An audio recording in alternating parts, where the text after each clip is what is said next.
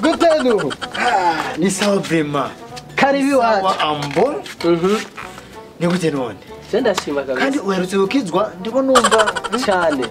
Niyo mpamvu imishatsi yawe irakaka utwana twawe tumeze neza panaje nka jewe.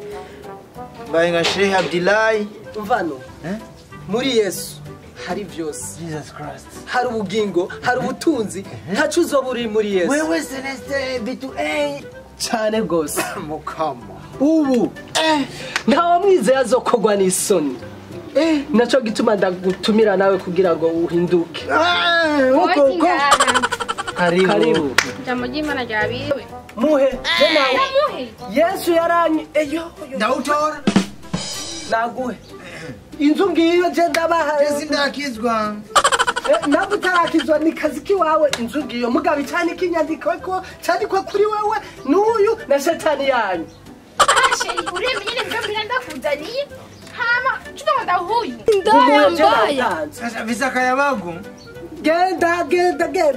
Ariko mumenye yuko Imana ibakunda kandi Yesu arabakunda. Ati rero ndawumuhe. Muhe. Aho nyene muragiye. Ya, kale ko wanse. Reka genda uti. Nuhu. Reka ndawuti. Nuhu. Reka ndawuti.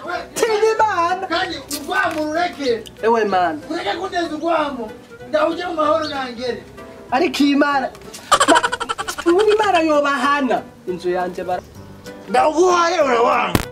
Mu Jesus Christ. Ndahise urakoze. Ariko urazi ko umugenzi. Abagenzi mbwa wanse murakoze bayi basi. Nuhu. Reka nigira.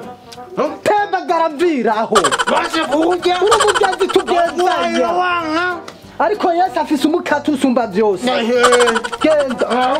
Wawe. Sheraho nyene kumbe umukatu. Nero tsukuda kuzeni. Naguharira wanka nwashangire. Mabaza akasigana. Ndaguhe. Wabuze kutakina kimukeneye kivuye kuri jewe. Oya sheri. Ariko Imana ntibikunda ivyo.